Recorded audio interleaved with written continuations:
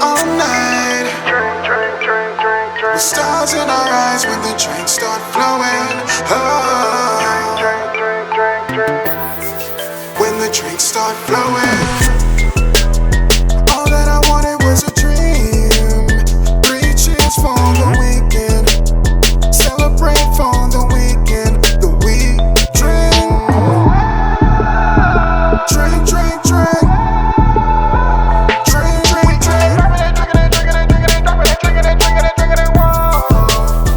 Well, first of all, Drink is that song. Let me tell y'all something right now. I came from the era where it was like Jamie Foxx, blame it on the alcohol type of, energy. And I just loved that song because it was just about having fun. And it wasn't a song that was so much about like being wasted or getting trashed in the club. It was just kind of a fun turn up joint that was like, blame it on the booze, got your man lose. That was my jam. Inspiration behind Drink personally for me was just having a good time, honestly. The song concept was there. It's pretty flat out, like you know what you're getting into. So when the song was brought to me, I was like, I'm just trying to have a good time, trying to think about all the times I've partied, all the drinks I've had, and just put it into a verse. As soon as the beat comes on, you're like, dun, dun, dun, dun, dun. It's just time to turn up, it's time to party, it's time to have a fun time.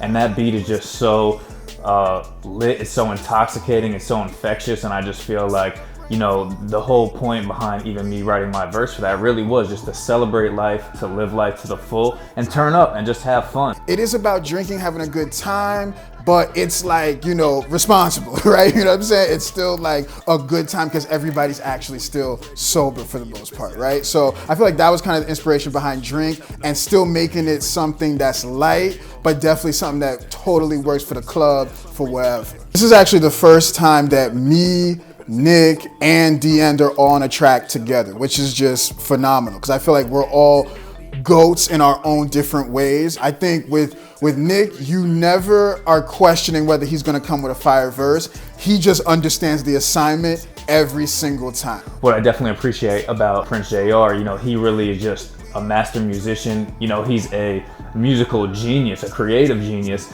and the way that he's just able to put some of these songs together and find the right people that will fit each track, the concepts and with the choruses and the things that he comes up with, it's just on another level. And there's really no one that's on his level in the whole music industry, in my opinion, when it comes to just creating these different songs and visuals. I mean, it's just mind-blowing on another level. Hearing Prince J+R, his hook on the song and the way he does his vocals is a contrast to the speed and the flow that I'm putting on the project. And then you have Nick Walker with also a very different style than I have, that I've gotten used to over the years. So I kind of know, how he's coming, I know how I'm coming and how we're gonna sound on the track. With D.enD, I mean, every time he comes on one of our songs or we collaborate, he just is always gonna kill his verse. He always comes with the flows, he's always in pocket, and I feel like D.enD, he has a master's degree in bars. If you really are trying to hear bars and you really trying to think on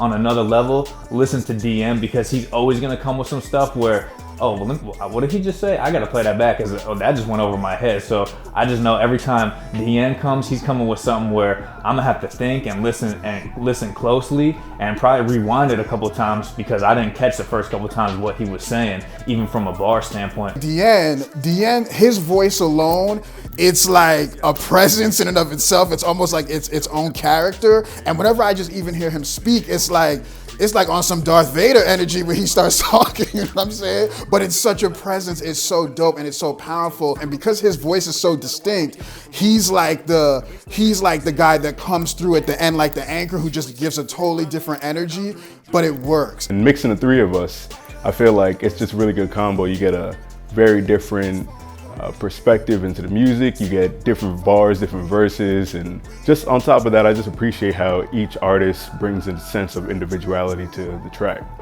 Okay, so funny enough, the original title for Drink, I actually titled it Drink Champs. Drink Champs, Noriega's podcast was blowing up at the time, or I think it was just emerging as like this big prominent podcast for the culture. And I kind of was like, man, Drink Champs actually sounds lit. And I kind of had this cover idea to have like me, D.enD, and Nick Walker just all represented in kind of like a champion way, but drinks and stuff. So then I was like, okay, but no, like, I don't want no copyright issues or anything like that. But anyway, I basically was like, you know what? Sometimes less is more, and I think I just kind of brought it down to just simply being called Drink. As far as who I'd like to see as the next guest on Drink Champs, I mean, hello, me. No, I'm playing. Well, not really. But yes, I would like to see myself. Other than me, I would definitely probably have to say Hove. If Hove could get on Drink Champs, and there was that photo that popped out, and it looked like Jay did meet up with Nori, and it looked like Jay was gonna be on Drink Champs, but then obviously he hasn't been on, since that photo came out. So I don't know if there's a secret episode that Nori's just, hiding in the tuck or something, but I definitely feel like, yes, if Jay came on Drink Champs and just gave us an inside look into everything, that would be just phenomenal. Hold before you congratulate me on being the best, yeah, I know that I am now. So my favorite drink, I am known a little bit for Hennessy, but I wouldn't say it's my favorite one. But, it varies. I think I like some imported type of whiskeys and scotches. Oban is a really good one. But then there's a mixed drink I have with me and my boys. It's called DDJ. I can't give you guys the ingredients for that or the recipes, but, I'll put that up there on the top 3, Ooh, my favorite drink. I think I heard D.enD mention something about Hennessy, which that's ghetto. But anyway, I'm very classy. My favorite drink personally is Dr. Pepper, actually. But nah, I'm just playing. But yeah, I actually don't drink anymore. So Dr. Pepper is my favorite soda. I used to drink a lot back in the day. That was my turn-up days, but I was a little bit wild. I was a little bit out of control. So I had to stop. I had to cut that out. When I did drink, I would probably say Captain and Coke. That would probably be my favorite because I just like vanilla Coke. So it tasted just like that when you make that drink. But yeah, I actually don't drink anymore. So it was actually pretty fun just writing the verse even for this. Knowing that I don't drink, but still trying to finesse in a way. Like I even said on the song, I don't even drink, but y'all go ahead and turn up. My musical style and brand varies. There is a particular pocket that it's in, and I try to, expand upon that pocket, mainly because there's 3 different personalities. I have a song called Mixed Personalities on the Rap Avatar mixtape, which is the shirt that I'm wearing right now. On that song, it kind of talks about the, different personalities I have, where you'll have Dennis, who's more open about just regular life stuff, making songs about things that have happened to me or just certain experiences I'm willing to share. Then you have D.enD, who is just more of the rap connoisseur, and that's where you'll get all the bars and lyricism and everything else like that. And then you have the Menace, who tries to be a little bit more chaotic on a song and I get a little more aggressive. So I try to stretch each one of those pockets out, so that way people can kind of get a different glimpse into me and see the personalities that I have, while at the same time seeing how my musical tastes can vary. So a lot of times you might see a song go from hard, aggressive hip hop, and I'm spitting really fast and I'm chopping and everything like that. Then I'll switch up to a song like Slushy, where I'm singing a little bit more and it's a little bit more about a toxic relationship kind of thing. And it just varies from song to song. The way I write songs, I like to think of how many different flows I could use when I hear the instrumental and I hear the beat. So moving on from the different flows, I see how many different types of references I can put in a song. And then on top of that, what I like to do is write verses piece by piece. So I don't do a 16 straight through. Sometimes I'll do the beginning, I'll do the end, and then try to mix in the middle. The reason I do that is so I don't find myself doing one linear path for a song, which is why on a song like Drink, you'll see I switch up the flows from the beginning.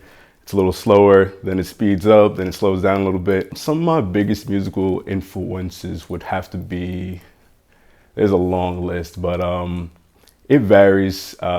Big ups to Lupe Fiasco for one. He was one of the main catalysts that got me into rap and hip hop. Branching off from him, there's certain artists like Michael Jackson, who I feel like just the level of music that he was creating at the time was so profound and astounding that I was like, I don't know if I'll be able to attain that exact level because music is a little different now.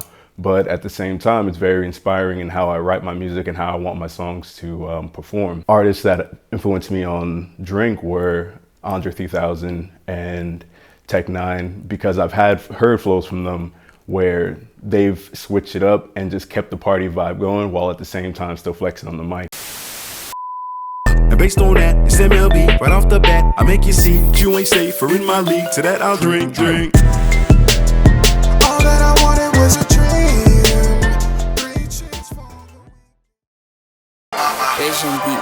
Yeah, My Mama Told Me is just an epic, massive, inspirational banger. It's extremely hard. It's extremely aggressive. It just gets you hype at the same time. And everybody was like, oh, this is such a cute picture, y'all. Y'all look so cute, whatever. And then when they heard the song, they was like, oh, snap. You know what I'm saying? But it was so great. We are taking over this summer.